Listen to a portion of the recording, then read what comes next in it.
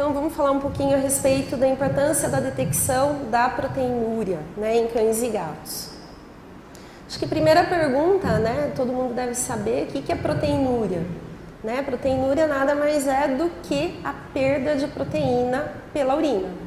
E quando a gente pensa em perda de proteína pela urina, isso já denota algum tipo de alteração, né? Existe algum problema, né, geralmente voltado para o trato urinário, que está promovendo essa perda, tá? Mas não necessariamente.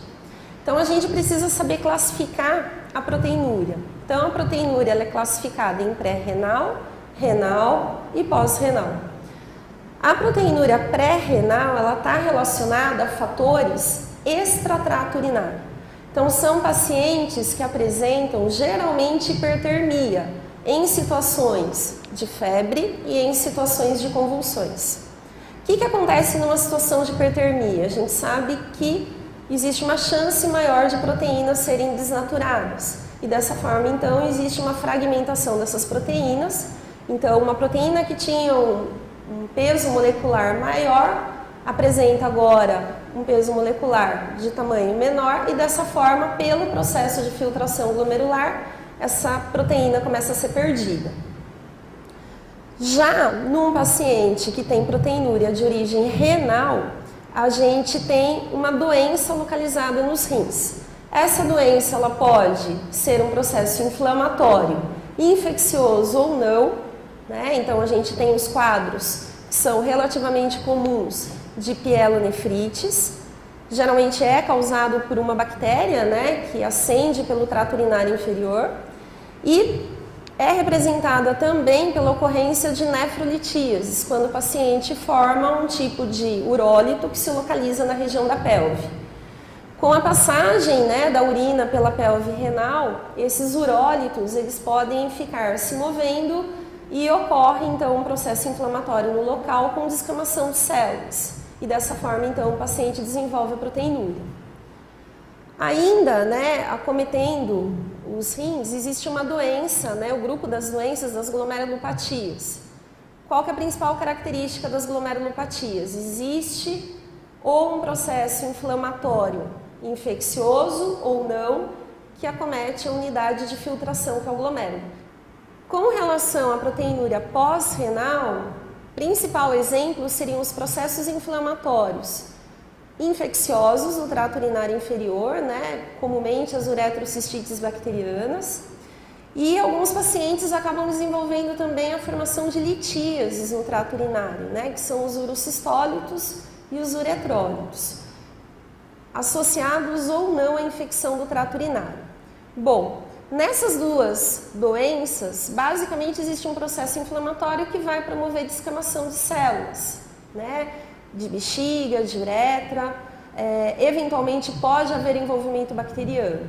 E aí, quando a gente pensa em processo inflamatório com descamação de célula e presença de bactéria, a gente tem que pensar que bactéria é constituída por proteína. Então, se o paciente tem bactéria no trato urinário, provavelmente quando a gente for mensurar a proteína dessa urina, vai dar positivo. Da mesma forma que um processo inflamatório que não tem a relação com infecção, mas que existe um processo inflamatório onde tem a chegada de células de leucócitos e de hemácias, isso também vai contribuir para a detecção de proteína, né, numa avaliação da urina desse paciente. Falando um pouquinho mais a respeito, né, da proteinúria de origem renal, mas não a proteinúria relacionada a uma doença no parênquima, né, e sim na unidade de filtração, que seria o glomérulo. Então, basicamente, existem duas alterações. A primeira alteração seria a amiloidose, que é um quadro um pouco mais raro, né, existe predisposição para algumas raças. Aqui tem a imagem de um gato abissínio, muitos às vezes não conhecem.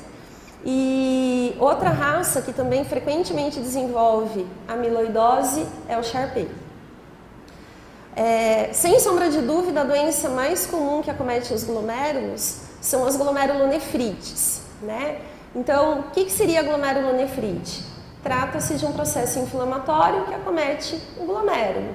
E por que acontece isso? Então, a gente tem basicamente situações imunomediadas que levam a esse processo inflamatório ou doenças autoimunes. Então aqui tem a representação esquemática, né, dessas duas reações que levam ao processo inflamatório dos glomérulos. Então aqui nessa primeira imagem a gente tem um exemplo de uma doença imunomediada. Então o paciente ele foi, né, exposto a algum agente infeccioso. Isso gerou um estímulo antigênico com produção de anticorpos. Uma vez que os anticorpos são produzidos pelo sistema imune humoral, existe a possibilidade desses anticorpos se ligarem aos antígenos e dessa forma então tem-se a formação dos complexos antígeno-anticorpo, que acabam se depositando na parede do capilar glomerular. Quando existe a deposição desses complexos, é importante que a gente tenha em mente que o processo inflamatório gerado promove uma alteração estrutural dos poros presentes nesse capilar. Lembrando, né, o sangue todo do organismo é filtrado, né, pelos rins, né, especificamente pelo glomérulo, né, passa, né, o sangue por dentro do capilar glomerular, e aí a expectativa é que água, eletrólitos, glicose, bicarbonato acabe passando. Porém, proteína é um elemento extremamente indispensável, né, para o nosso paciente. Então, espera-se que um glomérulo normal não perca a proteína. Só que pelo processo inflamatório, esses poros, eles têm uma tendência a se alargar e esses poros que normalmente são eletronegativos, eles acabam perdendo a eletronegatividade, o que favorece também a passagem de proteínas para a urina. E dessa forma, então, o paciente desenvolve a proteinúria. Um outro mecanismo que também gera proteinúria seria o mecanismo autoimune. Então, na verdade, não existe um agente antigênico que invadiu o organismo. Esse paciente, por algum motivo que a gente ainda não sabe, começa a produzir anticorpos contra determinadas proteínas, né? Proteínas presentes na membrana do capilar glomerular. E aí o mecanismo de inflamação é similar ao que eu comentei anteriormente, né? Tem toda a alteração de poros, né, que permitem a passagem dessas proteínas que normalmente têm um peso molecular maior e não deveriam ser perdidas, e há a perda também da eletronegatividade. Aqui alguns exemplos, né, de doenças que levam às glomerulonefrites.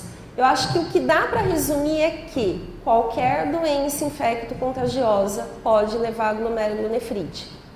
Tá? Eu acho que essa é a dica.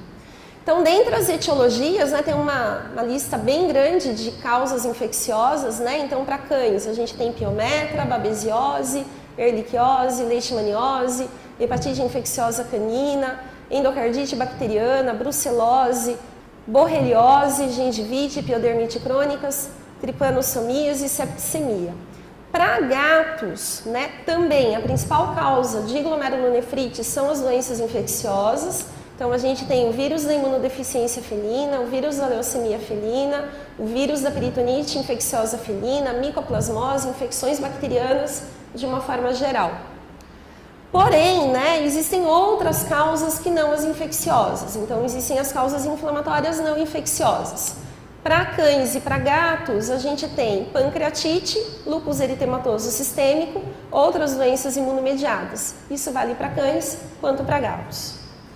E outras causas, né, como neoplasias, diabetes mellitus, hiperadrenocorticismo para o cão, né, são causas que a gente deve pensar quando a gente está atendendo um paciente que tem glomerulonefrite. E em gatos, neoplasias e diabetes mellitus. Lembrando que hiperadreno em gato, né, é bem mais raro, né, uma doença que é mais diagnosticada em cães. Aqui só para exemplificar um pouquinho, né, um paciente que tinha icterícia, um cão, e o diagnóstico era leptospirose.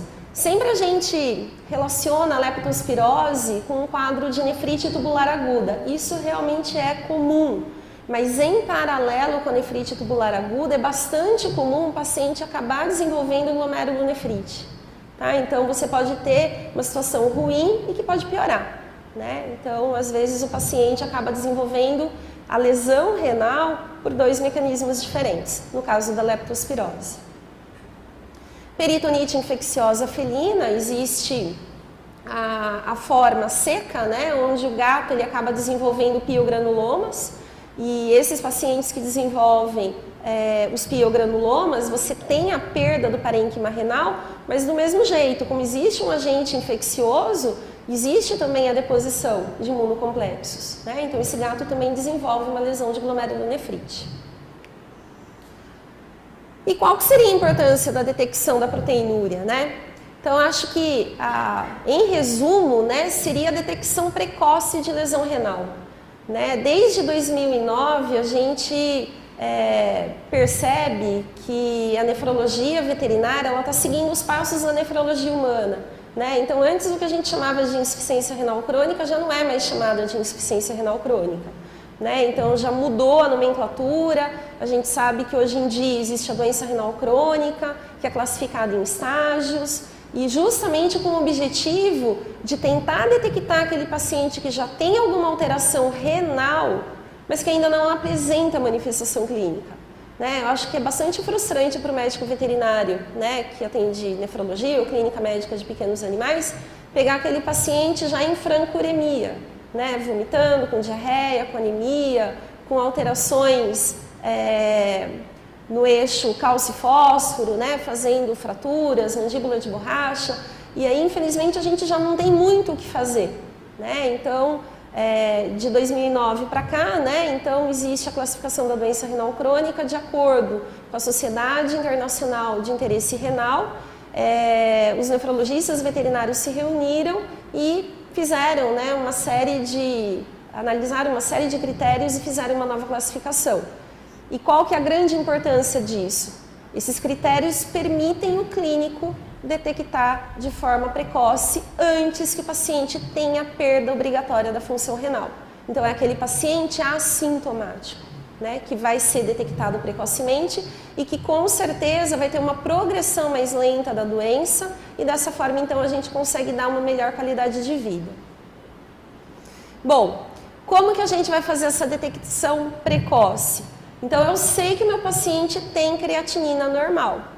Se ele tem creatinina normal, mas ele tem marcador urinário de proteinúria, eu já digo que esse paciente é estágio 1, doente renal crônico estágio 1. Para relembrar, né, então, a doença renal crônica, basicamente, desde 2009, em 2015 teve uma outra reunião, né, com os nefrologistas, houve algumas modificações, mas ainda se baseia pela detecção do nível sérico de creatinina no paciente normo-hidratado. A gente tem que enfatizar que o paciente tem que ser normo-hidratado, por quê? Porque um paciente desidratado, ele tem o quê? Azotemia pré-renal. E a azotemia pré-renal, ela pode aumentar a magnitude da elevação da creatinina. E às vezes você tem uma creatinina de 6, o paciente já é estágio 4. Não necessariamente, a hora que você hidrata, essa creatinina vai para 3. E aí você vê que de repente você estava equivocado na classificação. E aí toda a terapêutica é diferente. Então, aqui nesse quadro, a gente tem os estágios, né? Estágio 1, 2, 3 e 4. Então, para cães e para gatos, então, estágio 1, o paciente ele não tem elevação de creatinina, então ele tem valores de creatinina inferiores a 1,4. Gatos, valores de creatinina inferiores a 1,6. No estágio 2, cães entre 1,4 até 2. Gatos entre 1,6 a 2,8. Estágio 3, entre 2 a 5 de creatinina. Gatos, 2,8 a 5. E ambos, cães e gatos, no estágio 4 apresentam creatinina sérica superior a 5, né? Reforçando, tem que se avaliar em normo-hidratação. E como que a gente diagnostica a proteinúria? Né? Basicamente, a gente pensa em urinálise, né? Que é um exame que a maioria dos clínicos, né, tem uma facilidade, né, de solicitar, né? Um exame simples que traz bastante informação. Porém, quando a gente fala de proteinúria, a gente tem que atentar para o seguinte, a urinálise, né, ela é composta por 3 partes, né, na sua realização. Então, existe a urinálise que avalia o exame físico, o exame químico e o exame do sedimento urinário. O exame físico, ele vai avaliar o quê? o odor, a coloração, densidade urinária, a turbidez dessa urina. O exame químico é aquela fitinha, né, que vai ser mergulhada na urina e depois a gente vai ver, né, que nessa fitinha tem vários quadradinhos e eles vão modificar de cor. Dependendo da cor, né, acontecer, né, da variação da cor que acontecer nessa fitinha, você tem positividade ou negatividade de uma série de coisas. E a avaliação do sedimento seria a avaliação dos elementos figurados presentes na urina. Então, quando a gente avalia a proteinúria, que é o exame químico, que é aqui, ó, da fitinha, a gente vai perceber o quê? Que quando se marca positivo, nem sempre o paciente tem proteinúria. Por quê? Porque é uma avaliação bastante inespecífica. Na verdade, o que tem nessa fitinha? Tem uma série de reagentes químicos. E esses reagentes químicos, ao entrarem em contato com a urina, eles podem modificar a cor ou não. Então, não é um teste totalmente sensível para a detecção de proteinúria. Né? Existem animais que têm proteinúria verdadeira, você faz a urinálise e não tem marcação de positividade. Da mesma forma que você pode ter um paciente que não tem proteinúria verdadeira e que ocorre a marcação. Por isso, a gente precisa lançar mão de um exame que atualmente é considerado padrão ouro para a detecção de proteinúria, que seria o quê? A relação proteína-creatinina urinária. Que em alguns locais, né, é chamado de razão proteína-creatinina urinária. Esse exame, né, ele utiliza uma amostra de urina e essa amostra de urina preferencialmente deve ser coletada por cistocentese. Por que essa amostra deve preferencialmente ser coletada por cistocentese? Se o paciente tem a amostra de urina coletada por micção espontânea, a gente tem que lembrar que a passagem de urina pelas vias urinárias faz uma lavagem mecânica. E quando a gente lembra disso, a região da uretra distal, ela é colonizada por bactérias da microbiota. E bactéria é constituída por proteína.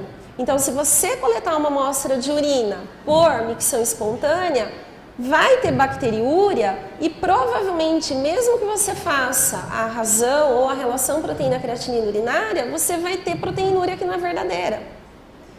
Do mesmo jeito que se você coletar uma amostra por cateterismo ou sondagem, o que acontece quando você passa o catéter ou a sonda uretral?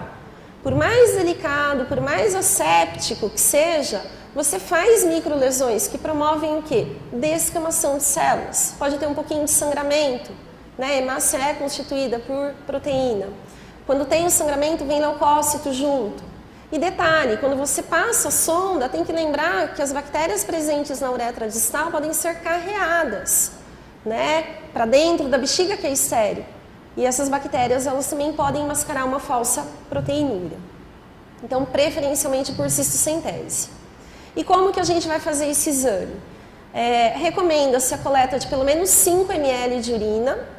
E aí você procede à realização normal da urinálise. E quando a gente faz, né, a avaliação do sedimento urinário, a gente acaba centrifugando a urina, descartando o sobrenadante. A gente acaba pegando a região que fica, né, paradinha no fundo do tubo, né, que é o sedimento, ressuspende, pega uma gota, coloca em lâmina e avalia no microscópio. Né? Essa é uma parte, né, do exame da urinálise, a análise do sedimento. Só que para fazer a relação proteína-creatinina urinária, a gente não joga fora, né, o sobrenadante. O sobrenadante é que vai ser mensurado. Então, a gente vai usar no laboratório clínico a amostra do sobrenadante da urina que foi centrifugada. E nessa amostra vai ser o quê? Dosada a quantidade de proteína e a quantidade de creatinina. Tá? Aí, uma observação, né? Os kits bioquímicos são os mesmos utilizados para a detecção, né, de proteína ou creatinina no plasma ou no soro. O kit é o mesmo. Só tem um detalhe. Existem kits de proteína que servem tanto para mensurar a proteína no plasma e no soro e também na urina. Existem outros kits que são específicos somente para plasma e soro. Você só tem que tomar cuidado com relação a isso. Fez a mensuração da proteína urinária e fez a mensuração da creatinina urinária, a gente vai pegar os valores e a gente vai fazer uma simples conta de divisão. Aí a gente tem que atentar para um segundo detalhe, né? A gente deve colocar o valor da proteína urinária e dividir pelo valor da creatinina. Não pode fazer o contrário. Por quê? Porque a creatinina, ela é 100% excretada pela urina. Tá? Proteína é um elemento que não deve ser excretado na urina. Né? Então, por isso que eu estou pesquisando, para eu saber se esse paciente está apresentando ou não essa perda. Então, por que a gente não usa ureia? Né? A gente dose ureia no sangue. A gente acaba não usando a ureia, por quê? Porque o melhor marcador de diminuição de taxa de filtração glomerular é a creatinina. Tá? Ela é 100% excretada na urina. Então, aqui uma imagem, né, de um paciente contido, né, para a coleta de urina de forma asséptica, né, estéril, para que essa amostra seja enviada para a urinálise e posteriormente para a avaliação da relação proteína-creatinina urinária. Muito bem, então a gente fez, né, todo o procedimento de coleta adequado, encaminhou para o laboratório fez a mensuração, aí chega para a gente o resultado. Né? E mediante esse resultado a gente vai ter que interpretar, né? A gente vai ter que dizer se esse paciente é ou não proteinúrico, né? Se ele tem suspeita, né, de ser um paciente proteinúrico ou se ele é proteinúrico. E se ele é proteinúrico, é uma proteinúria de origem glomerular? Né? Essa é a dúvida. Então vamos dar uma olhadinha aqui como que funciona, né, essa classificação. Então, a gente tem aqui o paciente que é não proteinúrico, aquela relação proteína-creatinina urinária, tanto para o cão quanto para o gato, vai variar de 0 até 0,2. Se o paciente tem, o cão, uma variação de 0,2 a 0,5, existe a suspeita, ele pode ou não ter proteinúria. E se for gato, se ele tiver um valor entre 0,2 a 0,4, ele pode ou não ser proteinúrico. Se o valor no cão for acima de meio e no gato acima de 0,4, esse paciente é proteinúrico. Tá? A gente já tem essa afirmação. Só que eu tenho que me preocupar com uma outra informação que é obtida pela urinálise. Esse paciente tem sinal de inflamação ou de infecção do trato urinário? Como que a gente vai ver isso? No sedimento. Se esse paciente tiver hematúria, leucocitúria, bacteriúria, provavelmente esses valores na relação proteína-creatinina urinária podem ser em decorrência do processo inflamatório infeccioso. Ah, mas ele pode ter um quadro de infecção urinária associada à glomerulopatia? Pode, existe essa possibilidade. Só que como que eu vou descobrir? Primeiro eu trato a infecção do trato urinário, repito a urinálise, não tem infecção no trato urinário? Ok, vamos fazer a relação proteína-creatinina urinária. É um cão, deu acima de 0,5? É um gato, deu acima de 0,4? Então ele tem proteinúria. Eu ainda não posso afirmar que ele tem proteinúria de origem glomerular. A chance é muito grande. Eu preciso, num paciente que eu suspeito, né, que ele tenha proteinúria de origem glomerular, eu preciso, pelo menos, do resultado de 2 relações proteína-creatinina urinária no intervalo de 15 dias. Por qual motivo? Lembra que eu comentei que existem proteinúrias pré-renais que podem ser intermitentes? Então, se eu tenho um achado isolado de proteinúria, eu não posso garantir que esse paciente tem lesão glomerular. Ele poderia ter uma febre naquele dia, não foi mensurada a temperatura. Ou, de repente, é um paciente que tem epilepsia, ele teve uma crise convulsiva, fez hipertermia, teve degradação de algumas proteínas, e aí eu vou ter uma proteinúria. E aí eu vou dizer que esse paciente é proteinúrico? Ele já é um paciente em estágio 1 de doença renal crônica? Não, não posso. Então, eu preciso fazer uma melhor de 3. Se eu tenho, primeiro resultado, negativo ou positivo, obrigatoriamente eu tenho que ir para o segundo exame. Se for diferente do primeiro exame, vamos supor, eu avaliei o animal pela primeira vez, ele foi proteinúrico. 15 dias depois ele não foi proteinúrico. Empatou. O que eu tenho que fazer? Uma terceira mensuração. Tá? Se eu tiver 2 resultados que me indicam que ele não é proteinúrico, eu não preciso ir para o terceiro. ou se eu tiver 2 resultados que indicam que ele é proteinúrico, também não preciso ir para o terceiro exame de relação proteína-creatinina urinária. Eu acho que hoje em dia, né, a gente tem que visar a qualidade de vida dos nossos pacientes, né? Cada vez mais os nossos pacientes são filhos, né, dos nossos tutores. Então, o diagnóstico precoce é o que mais é comentado, né, nos últimos anos, e a gente tem que lutar para conseguir detectar esses pacientes para entrar com a terapia de forma adequada e dessa forma, então, ter um período de vida um pouco maior.